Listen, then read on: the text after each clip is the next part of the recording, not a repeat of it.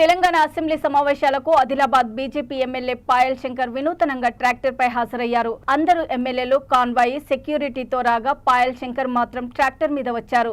స్వయంగా తానే ట్రాక్టర్ నడుపుతూ అసెంబ్లీలోకి ఎంట్రీ ఇచ్చిన వీడియో ఇప్పుడు ప్రస్తుతం వైరల్ అవుతుంది. ఆయనతో పాటు ముతోల్ ఎమ్మెల్యే రామారావు పటేల్, సిర్పూర్ ఎమ్మెల్యే పాల్వాయ్ హరీష్ ఉన్నారు.